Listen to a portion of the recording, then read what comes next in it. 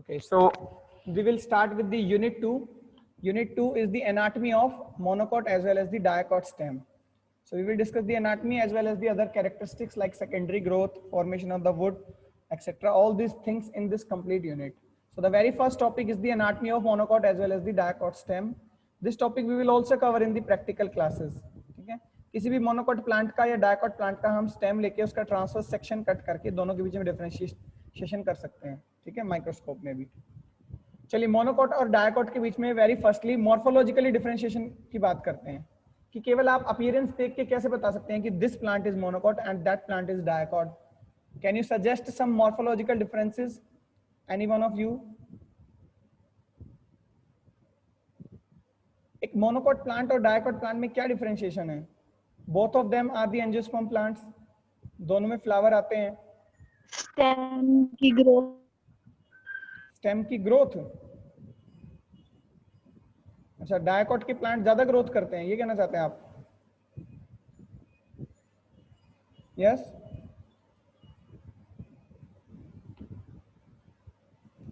सदाबहार एक पेड़ होता है बेटा, vinca rosea, that is dicot. Wheat जो है गेहूं, दैट इज मोनोकॉट। वीट की एवरेज हाइट होती है 5 to 6 फीट या 4 फीट, ठीक है।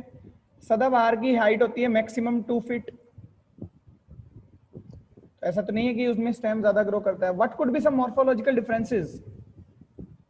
किसी भी मॉर्फोलॉजिकल लेवल पे, रूट, स्टेम, लीफ, किसी भी लेवल पे क्या डिफरेंस हो सकते हैं भाई मोनोकॉट डायकॉट प्लांट्स में? Any one of you? Nidhi है? स्टेम की ग्रोथ ज्यादा होगी डायकॉट में। नो बेटा, that's what I just explain. Stem की ग्रोथ कोई जरूरी नहीं है डायकॉट में ज्यादा हो। ज्यादा no, this is not necessary. Wheat ज्यादा ग्रो कर रहा है, मैंने अभी बताया। डायकॉट का एग्जांपल बताया सदाबहार, that is dwarf. Sir venation in leaves monocot में पैरेलल वेनेशन होती है। This is a validate difference.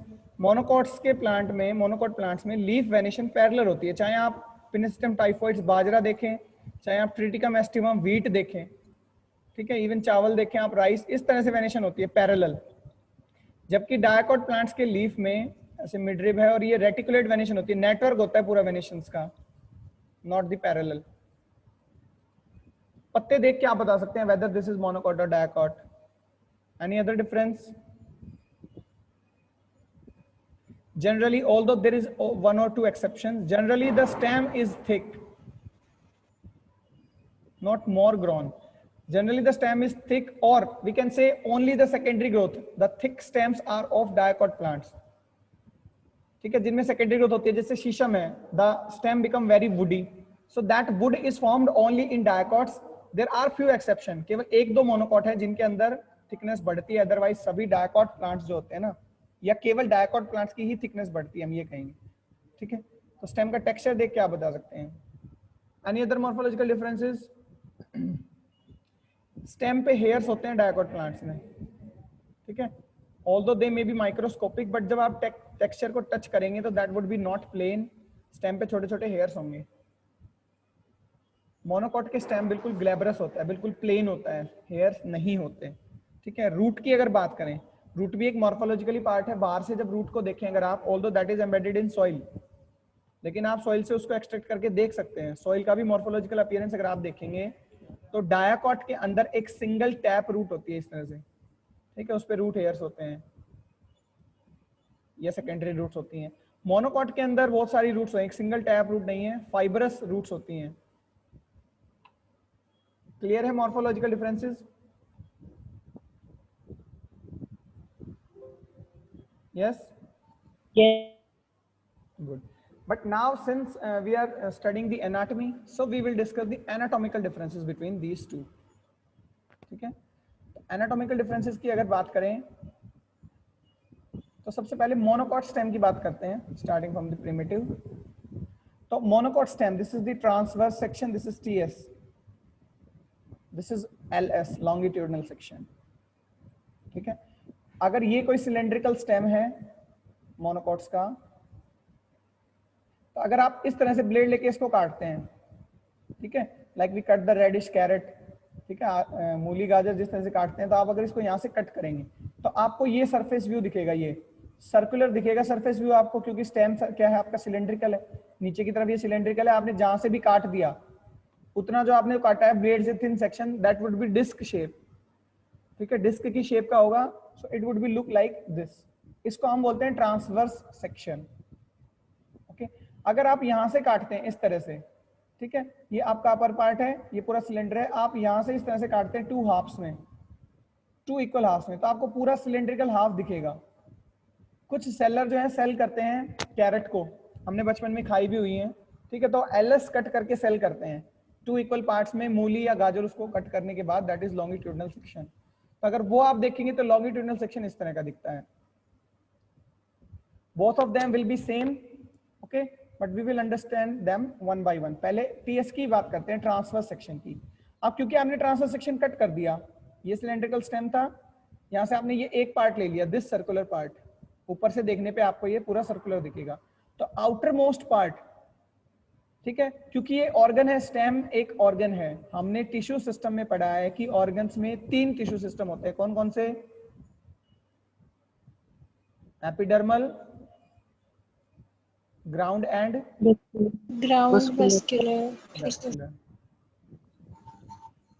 ठीक है, तो सबसे पार्ट अपर जो एपिडर्मल, उसमें मैंने आपको टिश्यूज भी बताए थे, एपिडर्मिस हो सकती है, स्टोमेटा हो सकते हैं अगर लीफ है तो, ठीक है, तो इसी तरह से जो एपिडर्मल टिश्यू सिस्टम है, इसमें सबसे आउटर चीज है एपिडर्मिस। अब स्टेम है ग्लैब्रस, तो एपिडर्मिस पे ये सेलुलर डायग्राम नहीं है, इसमें एक एक सेल नहीं दिखाई गई, ये जनरल डायग्राम है, ठीक है, तो हमने केवल ग्रीन लेयर दिखा the epidermis, sorry this black layer, the upper most black layer is the epidermis. Epidermis पे हेयर्स नहीं है मोनोकॉट स्टेम में, याद रखिएगा, क्योंकि वो ग्लैब्रस होता है, एकदम प्लेन होता है। So very first is the epidermis, then after the epidermis, since it is not a leaf, तो इसमें कोई स्टोमेटा नहीं है। अगर रूट होती तो रूट जो होती है चाहे फाइबरस हो चाहे टैप रूट हो, हर एक रूट पे बेटे रूट हेयर जरूर होते हैं, तो रूट की एपिडर्मिस पे चाहे वो मोनोकॉट हो चाहे डायकॉट हो, हेयर्स प्रेजेंट होते हैं नेसेसरली, ठीक है, बट स्टेम में मोनोकॉट स्टेम पे हेयर्स नहीं है, this is first difference, dicot stem पे हेयर्स होते हैं। बीनीथ द एपिडर्मिस, एपिडर्मिस में या एपिडर्मल टिश्यू सिस्टम में केवल एक ही टिश्यू है, दैट इज एपिडर्मिस, ठीक है। उसके बाद आता है ground tissue system. Ground tissue system में सबसे पहली चीज आती है हाइपोडर्मिस, ये जो ग्रीन रीजन दिखाया गया है, दिस इज हाइपोडर्मिस, ठीक है। हाइपोडर्मिस जो है वो स्क्लेरेनकाइमेटस है, जब हम सेल्स देखेंगे ये भी हम देखेंगे। देखिए मैंने ग्राउंड टिश्यू सिस्टम में कई चीजें बताई थी, हाइपोडर्मिस, कॉर्टेक्स, पेरिसाइकल, पिथ, एंडोडर्मिस, तो मैक्सिमम वेरिएशंस तो कुछ भी हो सकती हैं।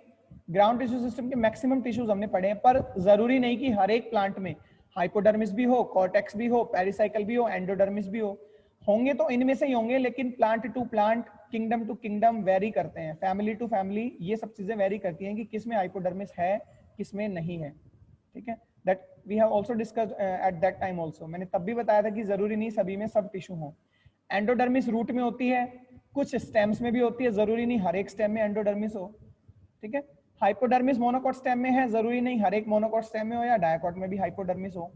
तो यहाँ पे कॉर्टेक्स जो है, कॉर्टेक्स डिफरेंशिएटेड है हाइपोडर्मिस के अंदर, और हाइपोडर्मिस में स्क्लेरेनकाइमेटस सेल्स ज्यादा है और कॉलिनकाइमेटस सेल्स ज्यादा है, ठीक है, यानी कि सॉफ्ट नहीं है बहुत ज्यादा, थोड़ा सा हार्डी है स्टेम, और क्या है आपका फ्लेक्सिबल है।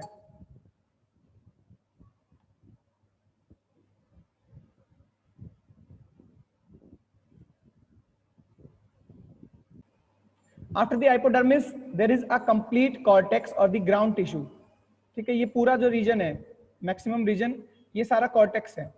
इसी कॉर्टेक्स के अंदर एम्बेडेड है वेस्कुलर बंडल, स्कैटर्ड है पूरे कॉर्टेक्स के अंदर, स्कैटर्ड है, यानी पूरे ग्राउंड टिश्यू सिस्टम में बीच बीच में वेस्कुलर टिश्यू सिस्टम भी स्कैटर्ड है, कोई लीनियर नहीं है कि पहले ग्राउंड टिश्यू सिस्टम होगा उसके बाद ही वेस्कुलर टिश्यू सिस्टम स्टार्ट हो रहा है, ठीक है। Sarika don't annotate.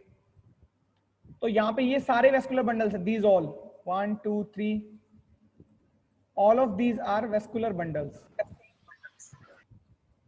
ठीक है। तो एक बार आप ध्यान से देखिए, क्या यहाँ पे बीच में सेंटर में पिथ है? क्या पिथ के लिए स्पेस बचा है? क्योंकि वेस्कुलर बंडल्स ही पूरे में एम्बेडेड हैं, ठीक है। तो क्या यहाँ पे कोई वेल डिफरेंशिएटेड पिथ दिख रहा है आपको? यस भाई, पिथ समझते हैं ना, सेंट्रल कैविटी जो दिखती है, क्या पिथ विजिबल है? No sir.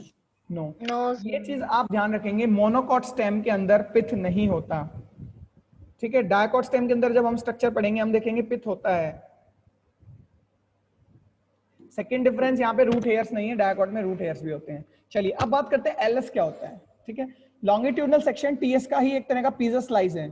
आप इस तरह से एक स्लाइस को ड्रॉ कर दे केवल सेंटर तक, सपोज हमने ये सेंटर मान लिया, ठीक है, इस तरह से हमने ये स्लाइस ले लिया, ये हम ड्रॉ करेंगे, ठीक है। तो इस स्लाइस में केवल सबसे अपर चीज क्या है, एपिडर्मिस ही रहेगी भाई, ठीक है। सबसे अपर लेयर क्या रहेगी, एपिडर्मिस ही। बट एपिडर्मिस के ऊपर क्यूटिकल भी है। अब क्यूटिकल नेसेसरी नहीं है, कुछ प्लांट्स में हो भी सकती है, कुछ में नहीं भी होती। क्यूटिकल का रोल केवल क्या है, ट्रांसपिरेशन को प्रिवेंट करना,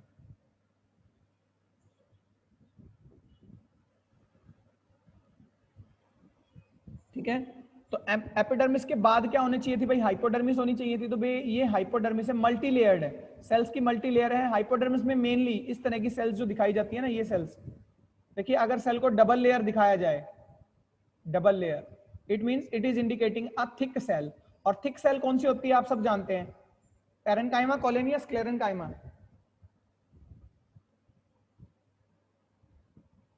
यस, ठीक होती है बेटा स्क्लेरेन्काइमा। तो ये बनी हुई है स्क्लेरेन्काइमा की, ठीक है। उसके अलावा कुछ क्लोरेन्काइमा भी हैं, कुछ आपकी फोटोसिंथेटिक पैरेन्काइमा भी हैं।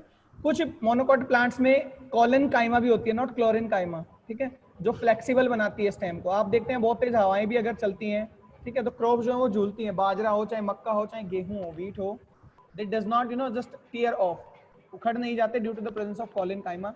ये पर्टिकुलरली क्लोरेनकाइमा है, फोटोसिंथेटिक पैरेन्काइमा, ठीक है। क्लोरीन और कॉलेनकाइमा में डिफरेंस होता है।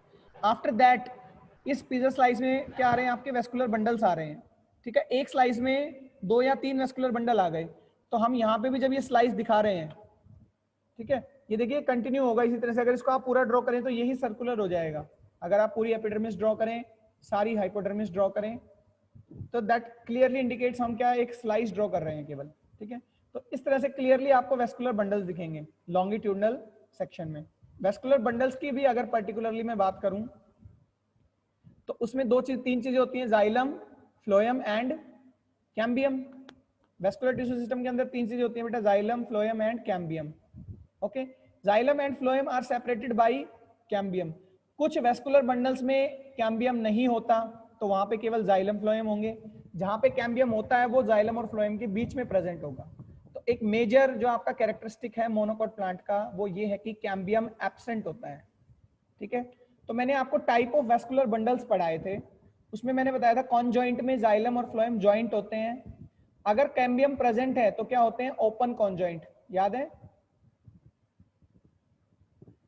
Yes sir. अगर कैम्बियम एब्सेंट है तो क्या होते हैं, क्लोज कॉन्जॉइंट। ओके, तो यहाँ पे कैम्बियम नहीं है जाइलम और फ्लोएम के बीच में। मोनोकॉट्स के अंदर कैम्बियम एब्सेंट होता है, ये चीज याद रख लीजिए आप हमेशा। मोनोकॉट्स के अंदर 99.99% मोनोकॉट्स में कैम्बियम नहीं होता। कुछ मोनोकॉट ऐसे हैं, रेयरली 2-3 लाइक ड्रेसियाना, यूका, इनके अंदर एबनॉर्मल कैम्बियम बनता है जिसकी वजह से सेकेंडरी ग्रोथ हो जाती है। तो अगर मैं आपसे कहूं कैम्बियम सेकेंडरी ग्रोथ कराता है और कैम्बियम मोनोकॉट में है ही नहीं, तो मोनोकॉट के अंदर सेकेंडरी ग्रोथ नहीं होती। ये भी एक डिफरेंस है मोनोकॉट स्टेम और सेकेंडरी, मोनोकॉट स्टेम और डायकॉट स्टेम के बीच में, that the secondary growth does not take place in the dicots, sorry monocots।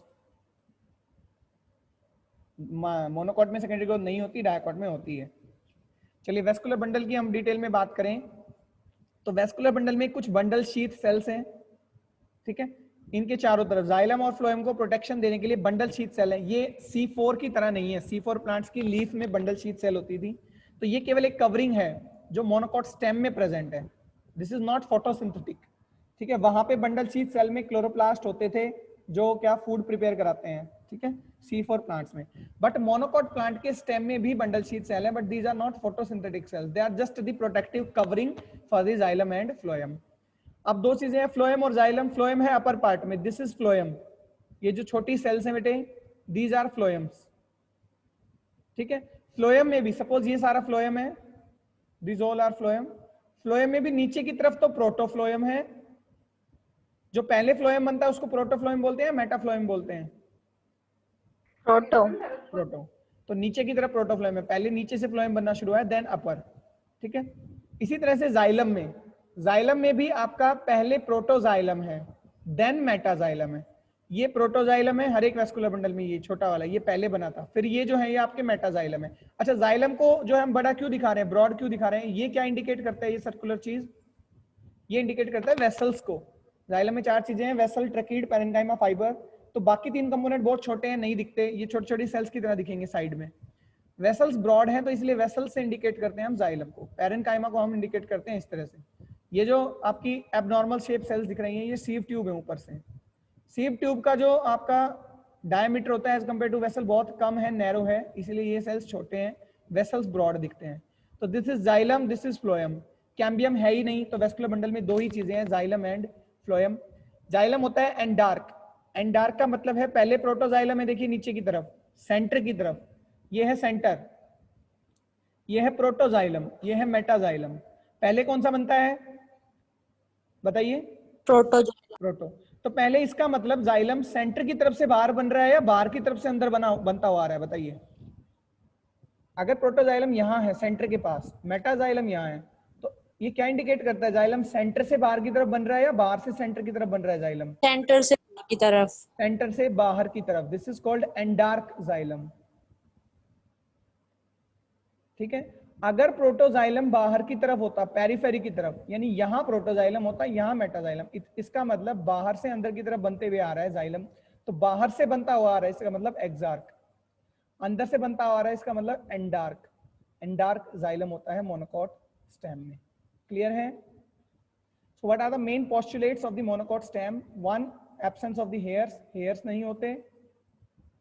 Second, cambium नहीं होता, पिथ नहीं होता,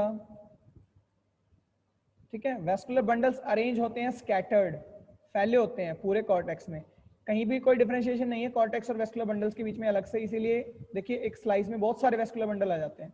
कई बार ये भी पूछ लिया जाता है the vascular bundles are more in number in monocot और डायकॉट, तो मोनोकॉट के अंदर बहुत सारे हैं, ठीक है, तो ज्यादा नंबर वेस्कुलर बंडल्स का किस में होता है? मोनोकॉट्स में।